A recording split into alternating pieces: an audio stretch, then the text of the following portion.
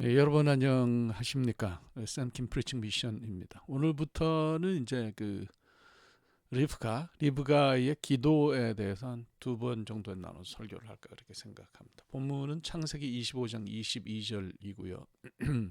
뭐 굳이 제목을 붙이자면 리브가의 기도 1 뭐 이렇게 되겠습니다. 본문을 읽겠습니다. 그 아들들이 그의 태 속에서 서로 싸우는지라 그가 이르되 이럴 경우에는 내가 어찌할꼬 하고 가서 여호와께 묻자온대. 두 아들이 뱃속에서 리브가 뱃속에서 이 에서와 야곱이 하도 싸우니까 이제 하나님께 이제 기도한 것을 가지고 기도가 어떤 것인지 여러분과 함께 생각을 하려고 합니다. 자, 우리 믿는 사람들 신자는 누구나 기도하죠. 여러분 기도 왜 하세요? 기도는 왜 합니까? 글쎄요. 먼저 이제 생각하는 것이 아마도 이제 그 기도하는 사람이 원하는 것을 얻고 싶기 때문에 그래서 기도하는 경우가 많아요. 그것도 기도의 어떤 이유일 수 있겠습니다. 그래서 그런 마음을 갖고 있는 사람이 많겠지만은 안타깝게도 이제 응답을 바라고 기도하는 것이 기도의 가장 주된 목적은 아니에요. 부수적인 거다. 그것도 기도의 이유일 수는 있지만 첫 번째 가는 이유는 아니라는 거죠. 하나님이 이제 우리가 필요로 하는 것을 채워주세요. 그래서 응답을 구하는 것도 기도의 그 중요한 부분인데 이것은 기도의 부수적인 목적에 불과하다. 기도의 가장 중요한 목적은 여러분들이 뭐 이제는 많이 들으셨을 텐데 하나님의 뜻대로 자기 자신을 변화시키는 데 있어요. 제가 이제 가장 존경하는 목사님 가운데 한 분은 오카는 목사님, 뭐 그분은 교단도 다르고 제가 그분 강의를 들은 거는 이제 그 칼 세미나에 가서 들은 거.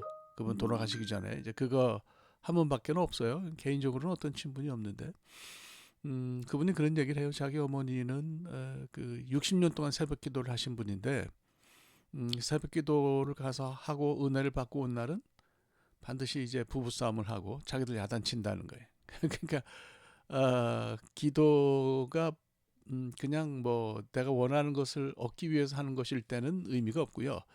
그렇게 기도하는 것이 그 자기 자신을 변화시키는 것일 때에 그럴 때 기도에 진짜 의미가 있다면 그렇게 그분이 말씀을 하세요. 이렇게 얘기해 보면 어떨까요? 그 낡은 시계가 이제 몇 개 있어가지고 요즘 그 트렌드가 DIY, Do It Yourself, 혼자 하는 거잖아요. 또 미국에서는 그 저기 저 배터리를 가는 게 그렇게 쉽지 않아요. 그래서 그냥 제가 공구를 그 사가지고 시계 뚜껑을 직접 따고서 이제 똑같은 배럴을 구해서 이제 그 끼워 넣으니까 시계가 이제 착각거리면서 갔어요. 참 신기합니다. 그런데 이 새로운 동력원이 배터리에 전기가 들어갔다고 그래서 시계가 막 힘이 넘쳐가지고 바늘이 막 돌아가는 그런 경우가 있겠어요. 지금까지 뭐 여러 개 배터리를 갈았지만 바늘이 제멋대로 돌아가는 걸 보지 못했어요. 시계라고 하는 것은 힘이 있어도 시스템이 정해놓은 길로만 갑니다. 이런 현상을 우리가 기도할 때 생기는 일과 비교해서 설명하면 어떨까요? 우리도 간혹 멈춰서서 움직이지 못할 때가 있어요. 근데 이럴 때 기도하면 하나님의 파워가 우리 안에 흘러 들어와서 우리를 움직이게 합니다. 그런데 그 기도가 올바른 것이면 하나님의 힘이, 하나님의 시스템이 우리를 조절하는 역사가 일어나요. 그래서 하나님의 힘을 내가 원하는 방향으로 쓰기 위해서 기도하는 것이 아니라는 것을 우리가 알아야 됩니다.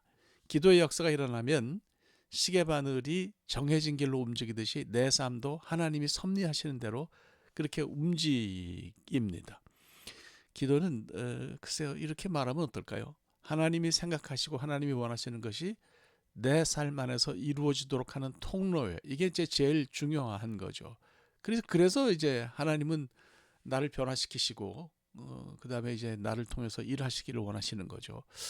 그래서 이제 기도가 뭔지 좀 알고 제대로 기도하면 하나님의 뜻을 우리가 이루어가면서 구현하면서 인생을 살 수 있지 않을까 그렇게 생각합니다. 내가 원하는 응답만을 받는 그런 기도에 매달려 가지고 서로 뭔가를 얻는다 하더라도 자기 자신이 변화되지 않으면 그 기도가 의미가 없어요. 하나님이 나를 통해서 일하시지 않으면 그거 뭐 샤머니즘의 기도하고 무슨 차이가 있겠습니까? 우리가 다 교회 가잖아요. 교회 나가고 신앙을 가지고 있는데 이유가 뭐예요? 원하는 것을 얻는 데 있어요? 그렇지는 않죠. 그러니까 나 자신의 변화가 사실은 우리가 구원받고 하나님의 성품대로 그 성품을 닮아가면서 우리가 변화하는 것이 진정한 신앙의 이유이고, 그리고 이제 기도가 이것을 가능하게 한다고 생각합니다. 사람이 이제 보통 자기 기준대로 생각을 합니다. 술을 좋아하는 사람한테 물으면 그 사람은 이제 술집을 기준으로 모든 걸 설명해요. 저쪽 코너에 맥주집이 있는데 거기서 오른쪽으로 돌면 막걸리집이 보인다. 거기서 300m 정도 직진하면 원하시는 곳에 갈 수 있습니다. 뭐 이렇게 이제 설명하는데, 교회 다니는 사람에게 길을 물으면 같은 길인데 이제 다른 대답이 나오죠. 저쪽 코너에 교회가 보이시죠? 거기서 오른쪽으로 돌면 2층에 다른 교회가 또 하나 보입니다. 거기서 300m 정도만 직진하시면 원하시는 곳에 가실 수 있습니다. 신자든 불신자든 내가 보고 원하는 기준에서 요구하고 답을 원하는 것은 말씀드렸지만 샤머니즘입니다. 이건 기독교의 기도가 아니에요. 우리의 기도는 내가 하나님을 움직여서 하나님을 내 뜻대로 사용하는 데 있지 않고, 오히려 하나님이 나를 움직여서 내가 하나님 뜻대로 움직이는 데 있다, 이렇게 말씀을 드리는 게 맞아요. 자, 리브가의 기도를 좀 생각할까요? 오늘 다 얘기는 못 하겠고요. 오늘 첫 번째만 이야기를 할 텐데요. 이삭은 이제 나이 40이 되어서 리브가와 결혼했어요. 이삭이 아버지를 닮아서 그런지 20년 동안을 무자하다가 60줄에 들어서서 이제 아이를 낳았습니다. 26절 보면 이제 우리가 그걸 알 수 있는데, 아주 힘들게 오랜 시간이 걸려서 아이를 낳았는데, 이제 임신을 하니까 이제 뭐 문제가 생겼어요. 리브가가 쌍둥이를 가졌는데 두 녀석이 뱃속에서 싸웠습니다. 싸웠다 하는 동사가 라차츠라고 하는 히브리 말인데, 라차츠는 단순히 서로 발길질하는 정도가 아니에요. 서로를 뜻을 보면 abuse하고 crush 한다는 거예요. 그러니까 학대하고 짓밟았다는 뜻을 그 동사가 가지고 있어요. 그러니까 어마무시한 그런 동사죠. 두 아이가 어머니 뱃속에서 서로를 무너뜨리고 학대하고 짓밟는 그런 전쟁을 했다, 이렇게 우리가 이제 볼 수가 있는 거죠. 에서는 이제 불타는 의미가 이름 속에 담겨 있는데요. 그 후손인 에돔이라는 명칭 역시 붉은색과 관련이 있어요. 우리가 히브리 말로 땅이 아담한데 흙이 붉은색이잖아요. 그게 이제 그런 거하고 관련이 있어요. 예. 이 사람은 태어나면서 이제 몸에 수북한 털을 가지고 있었다고 그랬는데, 그 털의 색깔이 이제 붉었던 거죠. 야곱은 두 가지 의미를 이름 안에 가지고 있습니다. 하나는 움켜잡다는 것이고요. 둘째는 보호한다는 것인데, 많은 분들이 이제 전자, 움켜잡다는 것에서 야곱의 이름을 생각합니다. 전자의 의미를 차용하면 이름 자체가 굉장히 투쟁적이에요. 움켜잡다. 그러니까 태어날 때 이미 에서의 발꿈치를 잡고 태어났으니까 뭐 그럴 만도 하지 않겠나 싶어요. 이름들이 이러고 보니까 참 그러네요. 리브가의 뱃속에서 털보와 독한 놈이 아주 그냥 험한 싸움을 했습니다. 쌍둥이 움직임이 정상적인 것이 아니었으니까 리브가가 고민했죠. 상당히 놀랐죠. 그녀가 할 수 있는 일이 별반 달리 없었기 때문에 하나님께 기도했어요. 우리가 할 수 있는 일이 없으면 어떻게 합니까? 기도해야죠. 기도하는 것이 당연하죠. 이럴 때, 이런 상황에서 하나님의 뜻을 이룰 수 있는 방법이 무엇입니까? 기도해야 그게 정상이죠. 리브가가 이제 하나님에게 가서 물었습니다. 그걸 이제 히브리 말로 읽으면 리드로시 에트 아로나이. 그러니까 리드로시라고 하는 것이 이제 묻는 거죠.